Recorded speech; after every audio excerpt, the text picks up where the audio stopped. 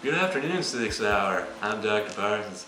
Here with me today is a special guest, good friend of mine, and Dr. Nick Hayward, PhD. Thank you, Dr. Parsons. I'm honored to be here with you this afternoon. Today we'll be talking about 3 current local events, 3 current national events, 3 current international events, and how they relate to your sociologist perspective.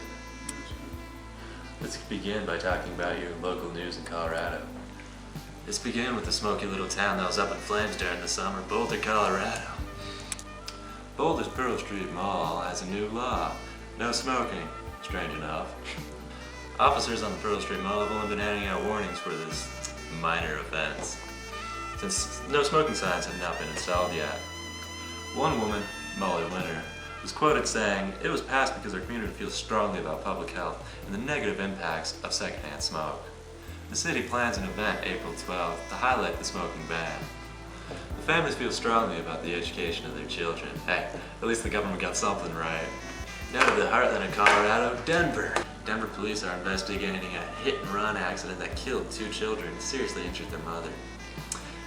The 8 and 6-year-old died. One of them died on the scene. The other died in the hospital. Their mother is currently in the hospital with serious injuries. Police are still looking for the man who hit them. I want all your prayers to go out to this family and hope the government does find the man who did hit this woman and 2 children. Check out this video clip of the accident. New at 5, investigators intensifying their search for the vehicle involved in a deadly hit-and-run in Denver last night. Tonight, 2 children are dead and a woman in the hospital in serious condition. 7 News reporter Don Champion on top of these developments. And Don, police right now looking for a large white or silver SUV. Possibly with damage to the body, Teresa. Several witnesses say after the accident, the SUV stopped and then drove off. Investigators released a surveillance photo of the truck today. It was snapped moments after the accident. Police say a woman and 2 boys were crossing the street at Yosemite and 14th last night when the truck hit them. 1 boy died at the scene, the other at the hospital. Tonight, the woman is in serious condition at Denver Health. Now let's fly on down to Blackhawk, Colorado. A woman was shot in the leg early Thursday morning at 2 a.m. in a Blackhawk parking lot. 2 19-year-old suspects were arrested Thursday morning. The woman who was shot in the leg was taken to the local hospital and her condition is non-life-threatening, so she should be up and around in no time.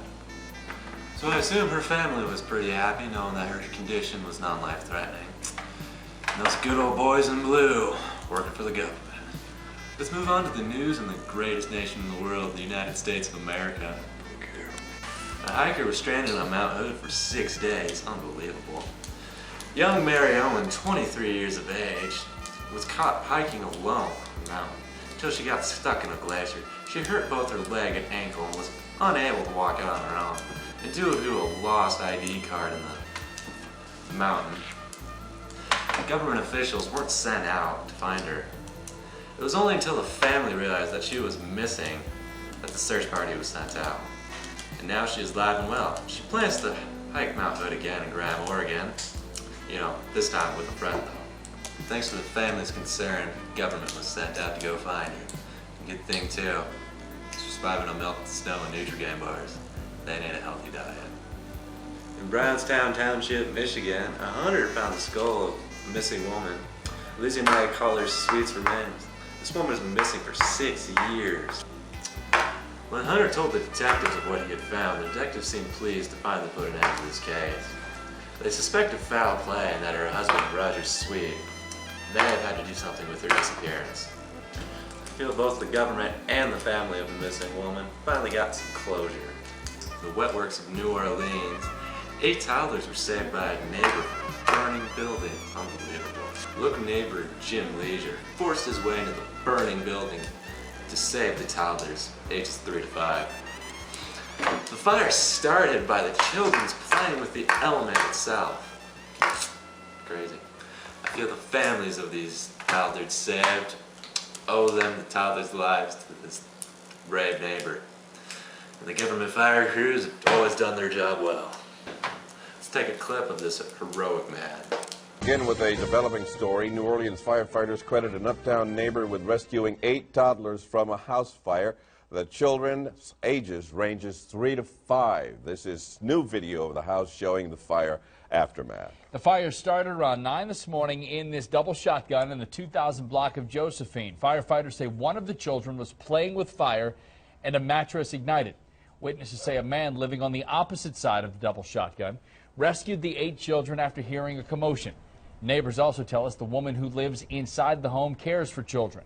The Department of Children and Family Services is investigating. We'll have more on this story tomorrow on WDSU News and on WDSU.com. Now let's move on to some international news. Japanese climber is aiming to climb Mount Everest. The difference between him and the other thousands that have done it, he's 80 years old. Yuichiro Miura, an 80-year-old Japanese man who's had heart surgery 4 times, plans to make this trek. This will be his 3rd trip to Mount Everest. He plans on skiing down it as the oldest man to ever have. The previous record set at like 59. Just unbelievable. Now, this man's family must be extraordinarily proud since even his father was doing this up until his 80s. Take a look at this video clip. It's the world's highest peak, and for anyone attempting to scale the heights of Mount Everest, it's a massive challenge. But one Japanese climber is taking it to the next level. Yuichiro Miura is 80 years old and about to embark on his 3rd ascent to the roof of the world.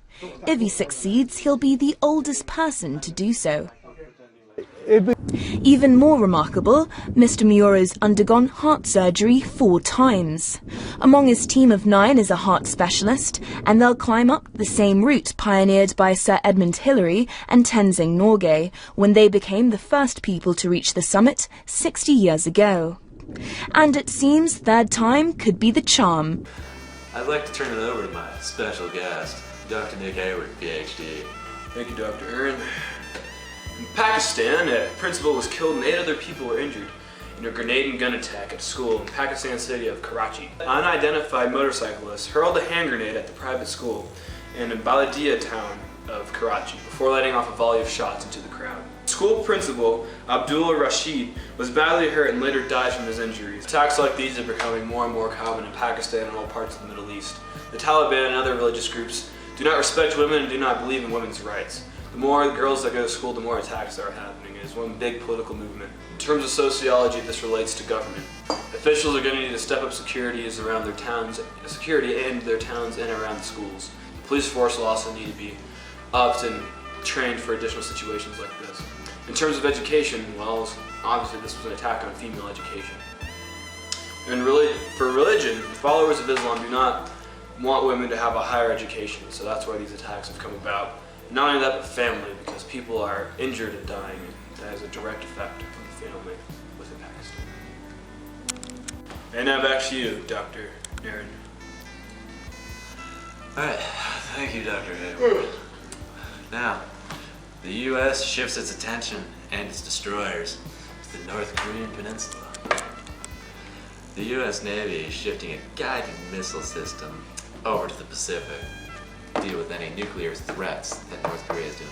They're also moving a highly developed anti-missile system to their base in Guam. Now, tensions have also escalated since the United States has sent 2 F-22 stealth fighters to participate in that drill with South Korea, which seems to have aggravated North Korea even more than they already are. The government is not taking Kim Jong-un's threats lightly. Take a look at this video clip.